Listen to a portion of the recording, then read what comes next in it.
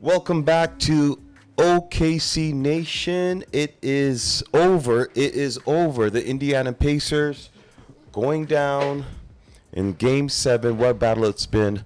The series was up and down, but it stopped my heart a few times. The Pacers went down to OKC, and we have new champions. The Thunder take home their first title. Karen, what do you have to say about this? I mean, Shea, he had, 29% shooting, 8 for 27. You had Jalen Green putting in 20 points, Chet coming in with 18, 5 blocks. They did their job. They are the champions. They did win under the unfortunate circumstances, but nonetheless, they are champs. Well, first of all, it was a heck of a series considering going into it wasn't under any big fanfare. A lot of people not too overly excited about the matchup, but we got a finals that again provided us the Game 7, which we haven't seen in. I was shocked when I heard it over 10 years. Or about 9 years or so, we haven't had a Game 7 in a final. So that alone, I'm grateful for that. We got that opportunity to get that. However, it did suck that so early in the game, Haliburton, who's starting to look like he was going to be on one, hitting 3 or 4 threes to start the game, 9 points right out the gate. Yep.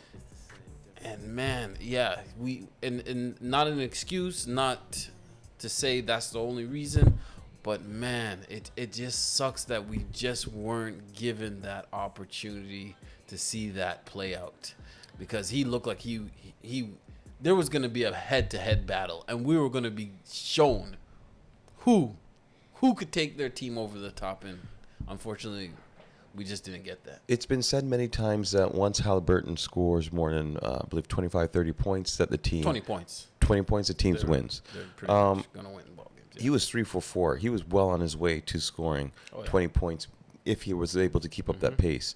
A lot of people now are talking OKC dynasty. They're saying that this is one of the greatest teams. Oh, boy. I'm not going to be so quick to anoint them and give them that big of a praise, simply because they were struggling against, in some ways, some people can say compromised Indiana team, because there are some games that, after Haliburton's calf was injured, we're not sure if he was able to give it his all. The team had to, of course, go back to the drawing board and, put them things into play that possibly could give them the advantage to win. Now, he goes down. Their best player goes down in the first quarter. Do we really think that OKC is going to be a dynamic, team, or what are they calling it now? Dynasty, not 2, not 3. They got the young players. They got the depth. They got everything pretty much an organization needs to achieve this feat. However, the way they struggled against Indiana at times, like they would show up and then they wouldn't show up. They win by 20 points and lose by 20 plus points. Are you quick to announce or quick to proclaim this the champions, the Thunders? Are you quick to say that this could possibly be the next dynasty? Given the last 7 years, we've all had different champions. Yes. Could this be the settling in? You hit it right there on the head. Last year we were having this conversation about Boston. 100%. Right? And we see how quickly in this league, an Achilles, a knee, all right, a disgruntled player can change that hope of a dynasty. Every year we have the same conversation. We do. Whether it was the Bucks. Oh, will the Bucks go on a run of championships? Oh, Denver. Oh, Denver has the best player in the league. They're bound to be on destiny. Where are all these teams? All these teams are at the drawing board, wondering how they can get themselves back to that upper echelon of the league, right? So no, I don't believe OKC is gonna be destined for any great dynasty or anything like that. No, You know, they have young players. Yes, they have the right pieces, the right assets to continue potentially on being in the mix of championship hopes. But a dynasty, no. dynasty, no. So I'm right with you. Great team, great for Canada, MVP of the regular season, MVP of the playoffs, also scoring champ. Shea has definitely cemented himself as one of the greatest. And the new member to the Superstar Club. New member of the new Superstar Club. I like that. Yes. Okay. Let's touch on that then. We just have to get it because there's an elephant in the room. So I might as well just say we got to address it because it was merely like a week ago that you were hollering and hooting that Haliburton was superstar status. Yeah. So have you again? Unfortunately, hey. Yeah. He could have been a step closer to making an argument in my world. In your world, he was there. So, as we revisit this, have you any different opinion? Are you still standing 10 toes down on that on that take, or do we got some movement in that take? Well, the funny thing is, I'll pass it to you. Because you got me on that one. That's why you brought that up. So I'm going to have to give you that one. You got the last word on that. That's for sure. Now, it's unfortunate that he went down in the first quarter of the 7th game of the final game of the season. It's unfortunate. He was 3 for 4 on his way to cementing himself as that superstar or putting himself right there in the conversation. But now as it stands, because I too had suffered an Achilles tear, so I do know no matter what the doctors say, the technology's improved and you need rest. And that's the bottom line. You need rest in order to be able to fully come back from an injury like that. So is he a superstar? Not now. No. And based on what Magic Johnson had to come out and said, he outlined very carefully what it takes to be a superstar. And after that, I was able to humble myself, come back to earth, and I'll have to admit that right now, Haliburton is not a superstar. Shea, SGA, is a superstar.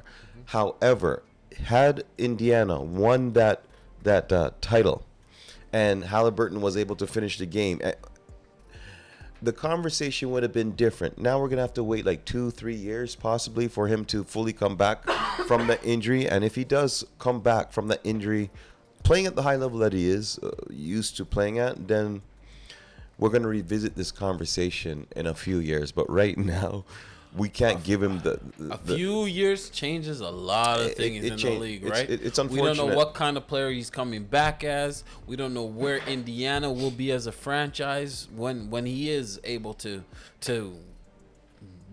play at his peak again. So his window might be closing, and or might it. have closed. It might have closed.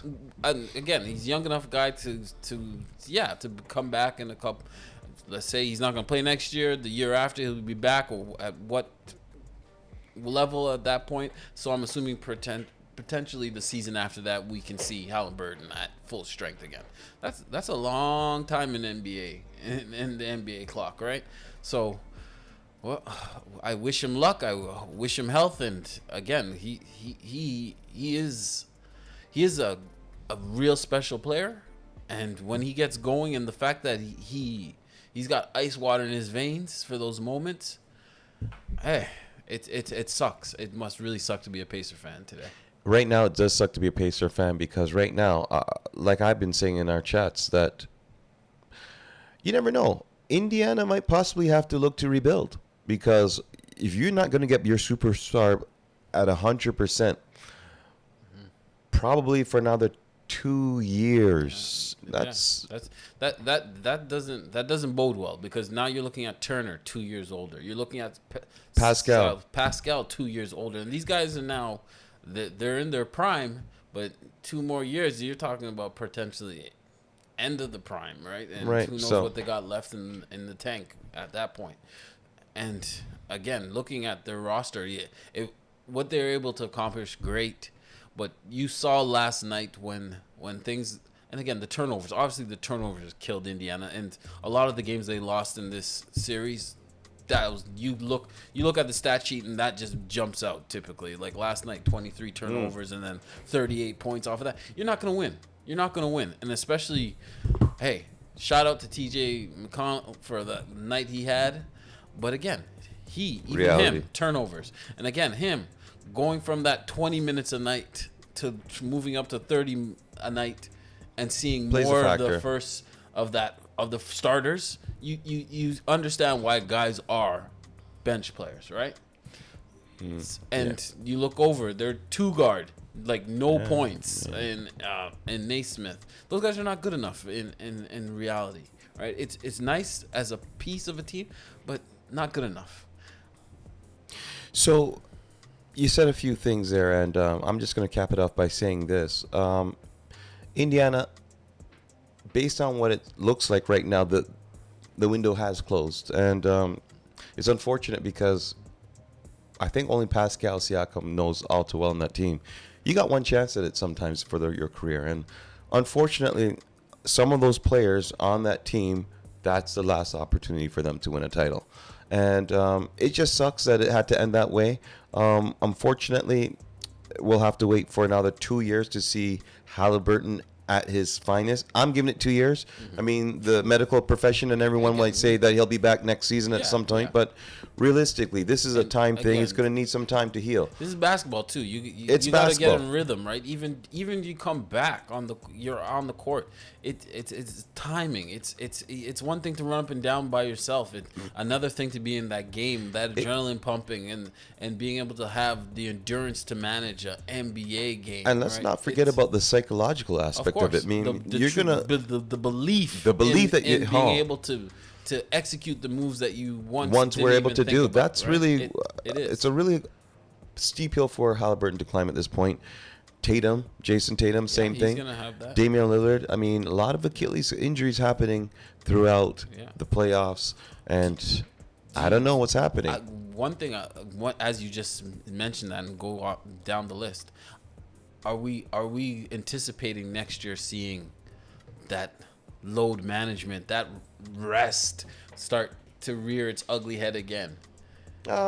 Unfortunately, I'll say this: it's probably the rest that's putting them in this compromising situation. I mean, guys of old never really had these Achilles injuries like as frequently as we're seeing them now. Mm-hmm. They played all the time. They practiced all the time. They gave it their all the time. It is a different game too, it's though, a different right? game. Like I get that. The game is not as physical as it was previously, like the 90s or so. But it is faster tempo, right? Guys are getting up and down the court more.